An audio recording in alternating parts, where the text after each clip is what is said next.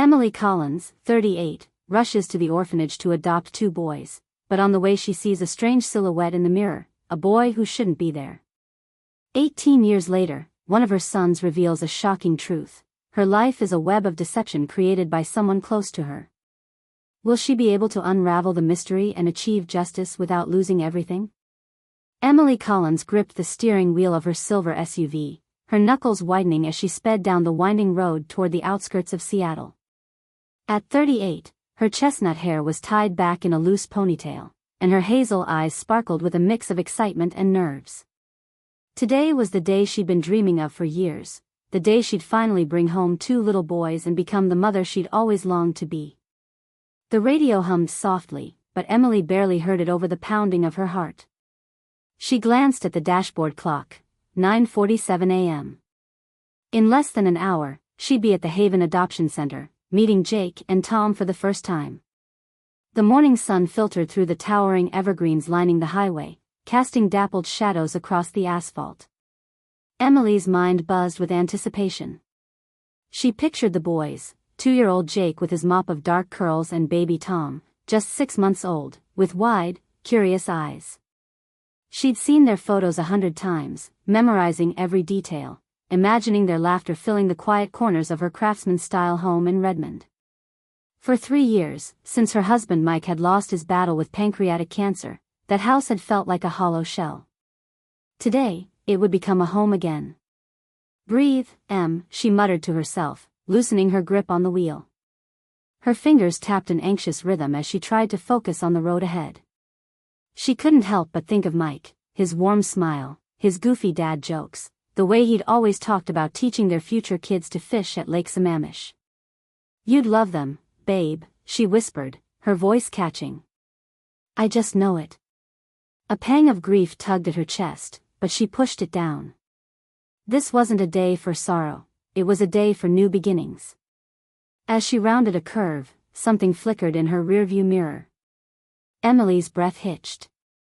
For a split second, she swore she saw a child's face, a boy, maybe 4 or 5, with pale skin and dark, solemn eyes, staring back at her from the empty back seat. She blinked hard, and the image vanished. Her heart thudded louder now, a frantic drumbeat against her ribs. "What the hell?" she murmured, stealing another glance. "Nothing. Just the neatly folded blanket she'd brought for the boys, draped over the car seats she'd installed last night." She shook her head, forcing a shaky laugh. "Get it together, Emily. It's just nerves." The road stretched on, and she tried to refocus. She imagined pulling into the adoption center, the staff greeting her with smiles, the weight of Jake and Tom in her arms.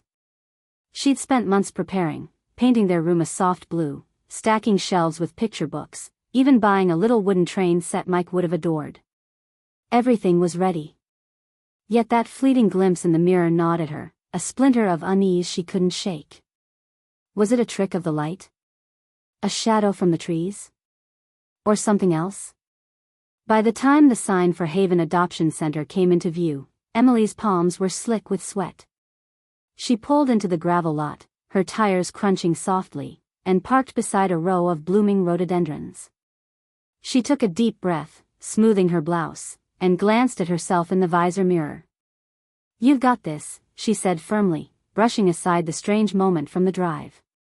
Whatever it was, it didn't matter now. Her boys were waiting.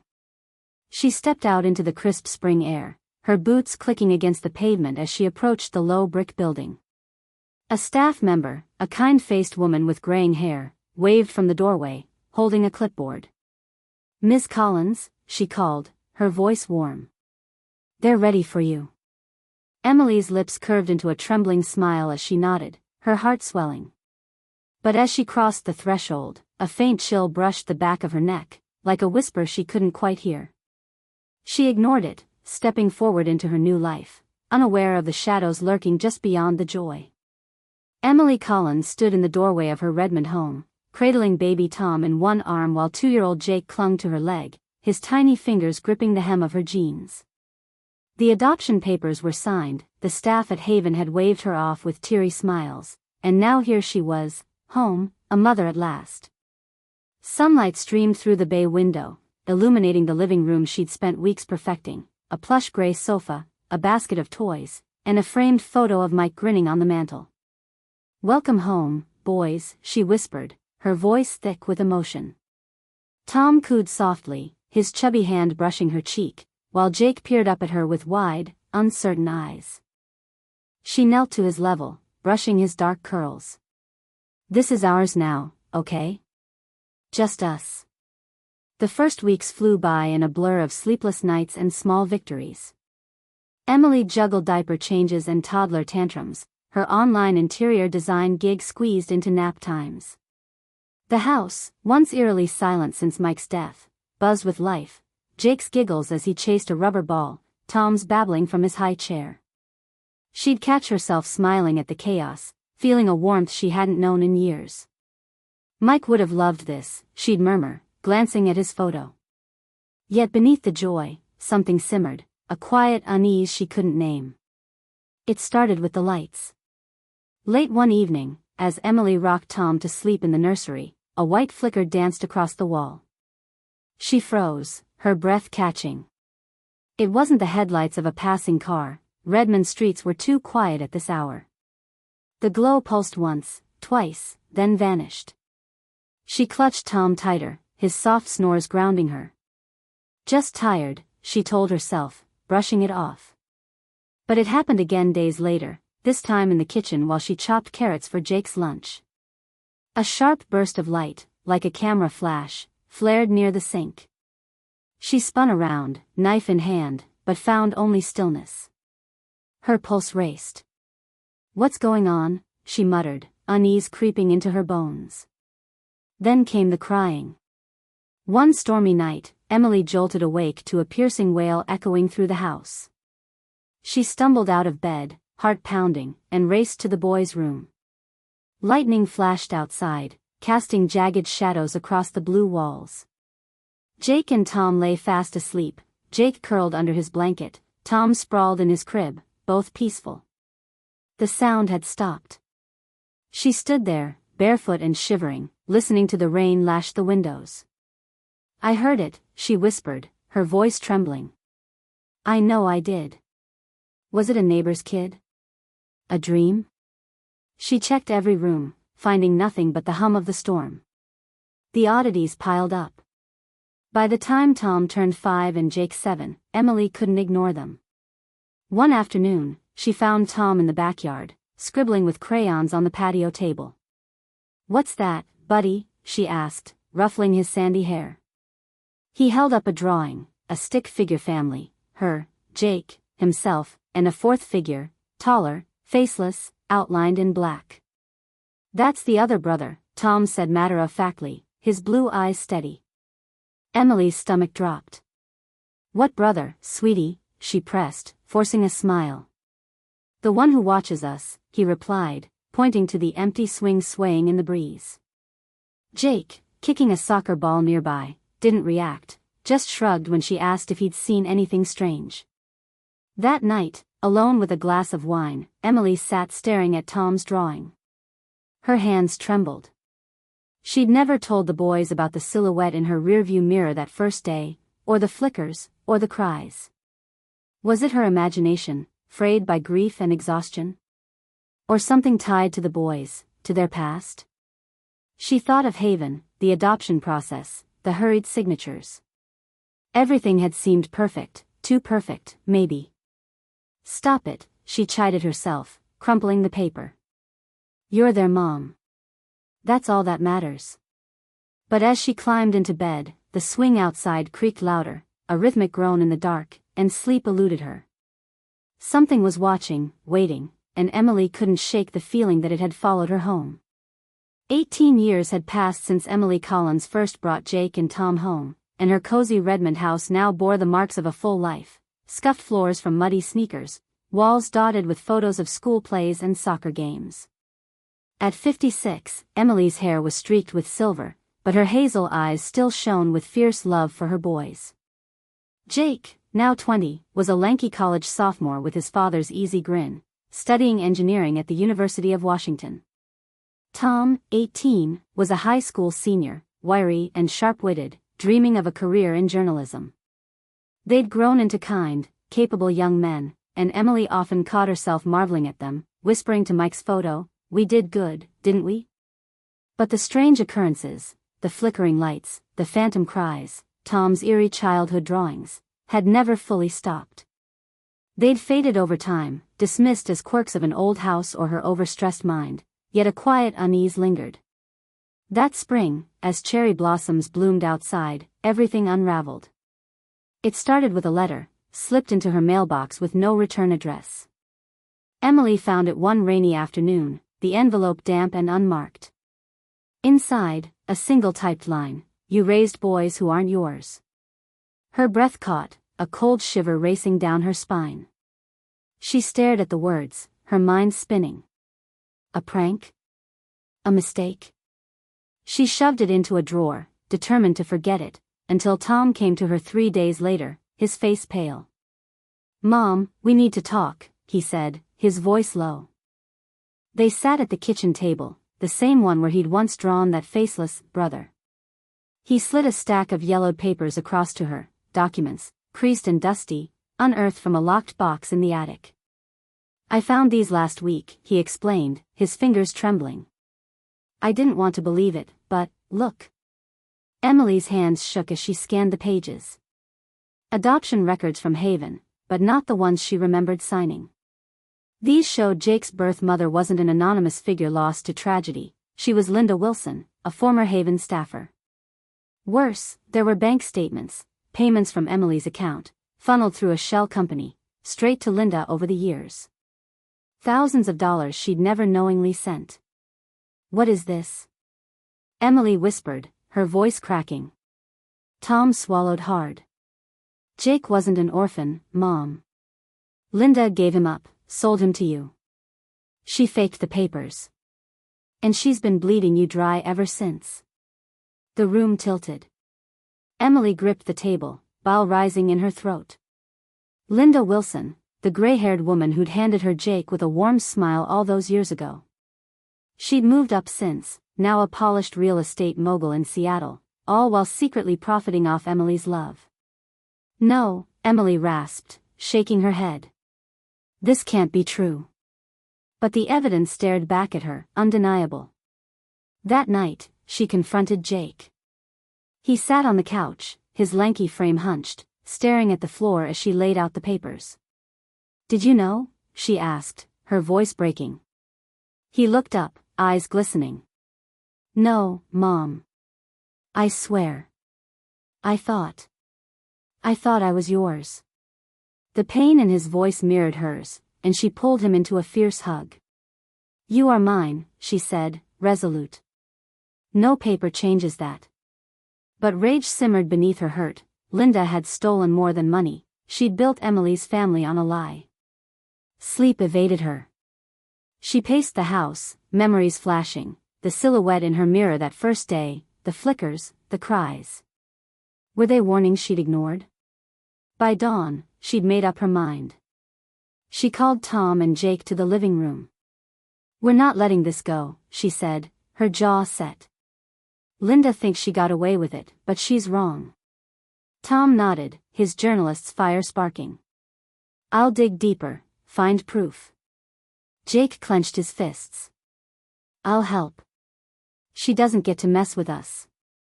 Emily felt a surge of pride and dread. Linda wasn't just a ghost from the past, she was a predator, and they were stepping into her crosshairs. As the boys left to strategize, Emily's phone buzzed. An unknown number. She answered, her heart pounding. "Back off, Emily," a woman's voice hissed, calm, cold, familiar.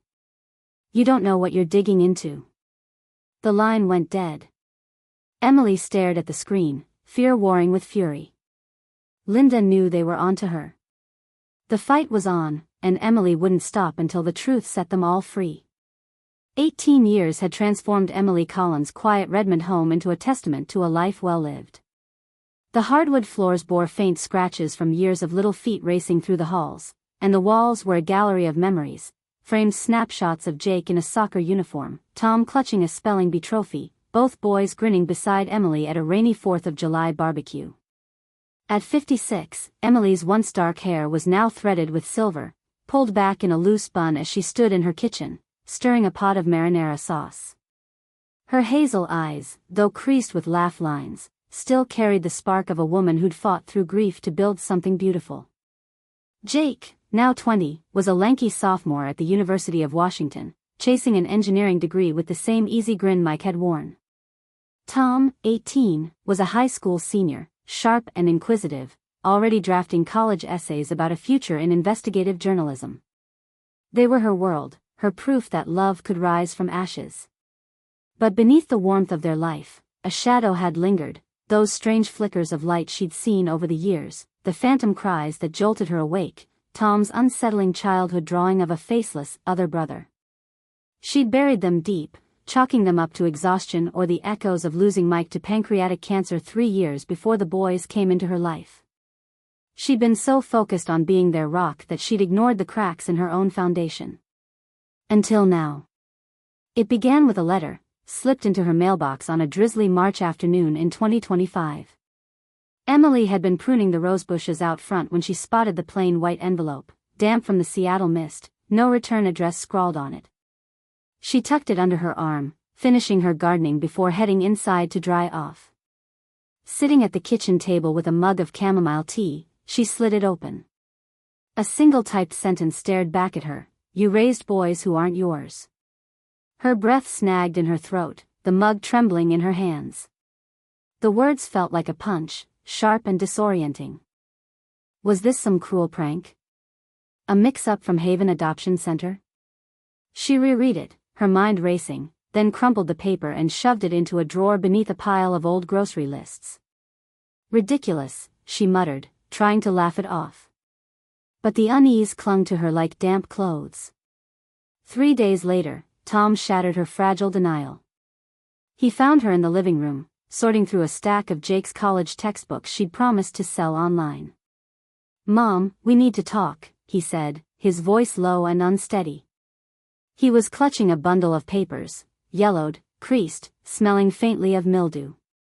"What's wrong?" she asked, setting the books aside. He didn't answer, just slid the documents across the coffee table and sat beside her, his blue eyes dark with something she couldn't place. "I found these in the attic," he said, his fingers tapping nervously against his knee.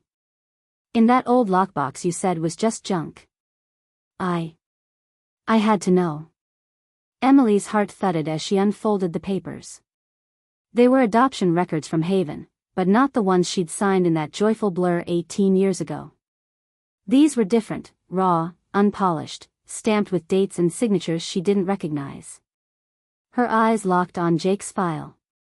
His birth mother wasn't listed as unknown or deceased, as she'd been told. It was Linda Wilson, the gray-haired staffer who'd handed Jake to her with a warm smile and a clipboard that day in 2007. Emily's stomach churned. There was more: bank statements, photocopies of checks from her own account, routed through a shell company called Evergreen Holdings. Thousands of dollars, money she'd never knowingly sent, funneled to Linda over the years, disguised as consulting fees. What is this?" Emily's voice broke, barely above a whisper. Tom swallowed hard, his jaw tight. "Jake wasn't an orphan, Mom. Linda gave him up, sold him to you. She faked the records, made it look legit. And she's been siphoning money from you ever since." The room spun. Emily gripped the table's edge, her nails digging into the wood. Linda Wilson, the woman who'd cooed over Jake's curls, who'd called Emily a natural mom, was a liar. A thief. She'd climbed the ladder since then, now a sleek real estate tycoon in Seattle's glittering downtown, her face plastered on billboards with a polished smile. And all the while, she'd been bleeding Emily dry, exploiting her love for profit. "I need to talk to Jake," Emily said, her voice hollow. She found him in the garage, tinkering with an old bike he'd been fixing up. "Hey, Mom," he said, wiping grease off his hands with a rag, that familiar grin flickering. It faded when he saw her face. She laid out the papers, her hands shaking, and watched his world crack open. Did you know? She asked, dreading the answer. His eyes, Mike's eyes, filled with tears. No, Mom. I swear. I thought I was yours. His voice broke, and she pulled him into a fierce hug, her own tears soaking his shoulder. You are mine, she said, her tone fierce. No one changes that. But the betrayal burned, a wound reopened, raw and jagged. That night, she couldn't sleep. She paced the house, memories crashing over her, the silhouette in her rearview mirror that first day, the flickering lights, the cries no one else heard. Were they signs? Warnings she'd been too blind to see. By morning, her resolve hardened. She called Jake and Tom to the living room, her jaw set. We're not letting this go, she said. Linda thinks she's untouchable, but she's wrong. Tom's eyes lit up, his journalist's instinct kicking in. I'll dig deeper, find more proof. There's got to be a paper trail. Jake nodded, his fists clenched. I'll help. She doesn't get to do this to us. Emily's chest swelled with pride, but a thread of fear wove through it. Linda wasn't just a ghost, she was a predator with resources and reach. As the boys left to plan, Emily's phone buzzed on the counter. An unknown number. She hesitated, then answered. Back off, Emily, a woman's voice purred, calm, cold, unmistakably Linda's. You don't know what you're digging into. Walk away, or you'll regret it. The line went dead. Emily stared at the screen, her pulse hammering. Linda knew they were onto her. The game had shifted, and Emily was ready to fight, no matter the cost. Emily Collins sat at her kitchen table, the morning sun slanting through the blinds, casting golden stripes across the stack of documents Tom had unearthed. At 56, she felt the weight of the past 18 years pressing against her, the joy of raising Jake and Tom now tangled with the bitter sting of Linda Wilson's betrayal. The anonymous letter, the falsified adoption records, the secret payments, it all pointed to a calculated lie, one Linda had spun to profit off Emily's love. But Emily wasn't the grieving widow she'd been when Mike died, nor the nervous new mom who'd driven to Haven that fateful day. She was a mother with a fire in her belly, and she wouldn't let Linda win. We're taking her down, Emily said, her voice steady as she looked at her sons across the table. Jake, 20, leaned forward, his dark curls falling into his eyes, determination etched into his features. She doesn't get to mess with our family, he said, his hands balled into fists. Tom, 18, nodded, his laptop open, fingers already tapping out a search. I've got leads, Old Haven staffers who might talk, financial records we can trace. We just need hard proof. Emily's chest tightened with pride, and a flicker of fear. Linda's late-night call, that chilling, back off, Emily, echoed in her mind. But fear wouldn't stop her now. She hired a lawyer that afternoon, a sharp, no-nonsense woman named Rachel Ortiz, who'd built a reputation in Seattle for taking down white-collar crooks. They met in Rachel's cluttered downtown office, the skyline glinting through the window. Emily spread the papers across the desk, adoption forms, bank statements, Tom's notes. Rachel's eyes narrowed as she skimmed them. This is fraud, plain and simple, she said, tapping a pen against her chin. Linda falsified records, exploited the system, and siphoned money under the table. If we can tie Evergreen Holdings to her directly, we've got her. Emily exhaled, a knot loosening in her chest. How do we do that? She asked. Rachel grinned. We dig. Subpoenas, witness statements, the works. You ready for a fight? Emily nodded, resolute. She's not taking my boys from me, past or present. The next weeks were a whirlwind. Tom tracked down a retired Haven worker, a nervous man named Paul who'd handled filing in 2007. Over coffee at a dingy diner, he fidgeted with his napkin, his voice low. Linda ran things back then, pushed adoptions through fast, didn't care about rules. I saw her pocket cash once, but I kept quiet. Needed the job. His testimony, recorded on Tom's phone, was gold. Jake, meanwhile, pored over public records with Rachel's paralegal, linking Evergreen Holdings to a P.O. box Linda had used years ago. Emily coordinated it all, her days split between her design clients and late-night strategy sessions, her resolve stealing with every new piece of evidence. But Linda didn't sit idle. One evening, as Emily pulled into her driveway, she found a note taped to her front door, a single sheet, typed, "Drop it, or your precious family pays." Her blood ran cold. She scanned the quiet street, empty, save for the rustle of cherry blossoms in the breeze. Inside, she showed it to Jake and Tom, her hands trembling. "She's scared," Tom said, his jaw tight. "That means we're close." Jake hugged her, his voice fierce. "We're not backing down, Mom." Emily clutched them both, her fear morphing into fury. She called Rachel, who filed for a restraining order and upped the pressure, subpoenaing Linda's financials that same week. The retaliation came fast. 2 nights later, Emily woke to the smell of smoke. She bolted outside in her robe, heart pounding, to find a charred envelope smoldering on her porch. Someone had tried to light it, but the damp wood wouldn't catch. Inside was another threat, last warning. She called the police, who dusted for prints but found none. "Could be anyone," the officer said, apologetic. Emily didn't need prints to know it was Linda's doing. The next day, she installed security cameras, her hands shaking as she screwed them into place. "She's desperate," Rachel told her over the phone. "Keep pushing. We've almost got her." The breakthrough came when Tom hacked into an Old Haven database, not strictly legal, he admitted with a sheepish grin, but effective. He found an email from Linda to a colleague, dated weeks before Jake's adoption. "Collins is perfect, desperate, trusting. Evergreen will handle the rest." It was the smoking gun, a direct link between Linda, the fake company, and Emily's money. Rachel hooped when Emily emailed it over. "This seals it," she said. "We're filing charges, fraud, extortion, forgery." She's done. But the victory felt fragile. Linda's threats hung over them, a dark cloud on the horizon. Emily sat up late, watching the security feed on her laptop, the boys asleep upstairs. She thought of Mike, his strength, his quiet courage, and whispered, "I'm doing this for us, babe." Her phone buzzed again, another unknown number. She steeled herself and answered. Linda's voice slithered through, smooth as ice. "You think you've won, Emily? This isn't over. You'll lose more than you know."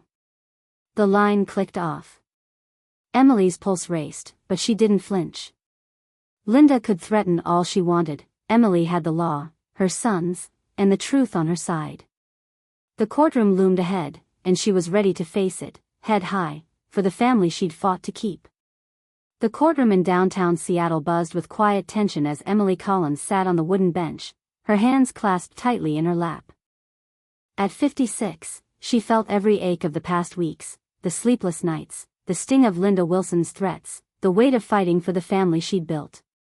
To her left, Jake, 20, sat tall, his dark curls neat for once, his engineering textbook swapped for a notepad where he'd scribbled questions for their lawyer. To her right, Tom, 18, adjusted his tie, his sharp eyes scanning the room like the journalist he dreamed of becoming. Across the aisle, Linda Wilson stood with her legal team, her tailored blazer and steely gaze a stark contrast to the warm Haven staffer Emily remembered from 18 years ago.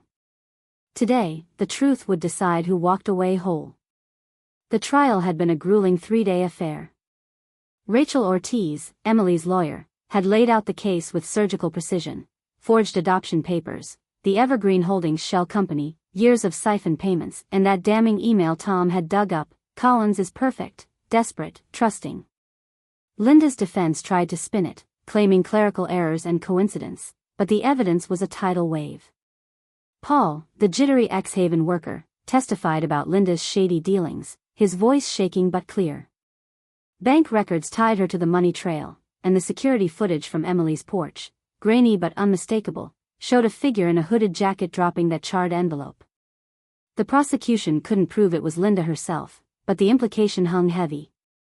Emily took the stand on the second day, her voice steady despite the knot in her chest.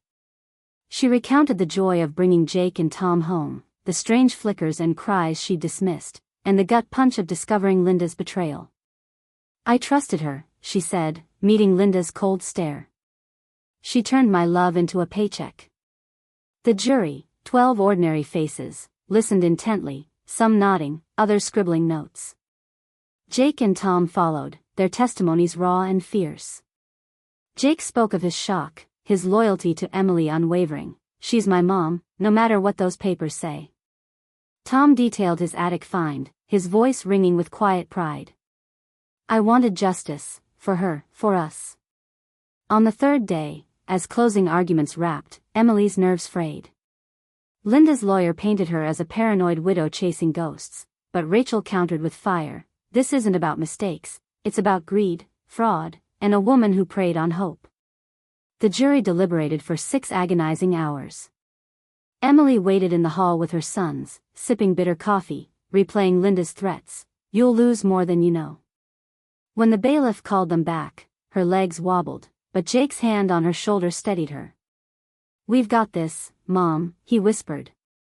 The verdict came swiftly. On the charges of fraud, extortion, and forgery, we find the defendant, Linda Wilson, guilty. The courtroom exhaled. Linda's face tightened, her poise cracking as the judge sentenced her. 2 years of probation, a hefty fine, and 500 hours of community service. No prison, but her real estate empire would crumble under the scandal. Emily closed her eyes, relief washing over her like a warm tide. It wasn't vengeance, it was justice, hard-won and clean. Outside, reporters swarmed, but Emily waved them off, pulling Jake and Tom close. "Let's go home," she said, her voice soft but firm. That evening, they drove to Lake Sammamish, a place Mike had loved. The sun dipped low, painting the water gold as they stood on the shore, the boys tossing pebbles into the ripples. "You think Dad's proud?" Jake asked, his tone light but searching. Emily smiled, tears prickling. "I know he is. Of all of us." Tom grinned.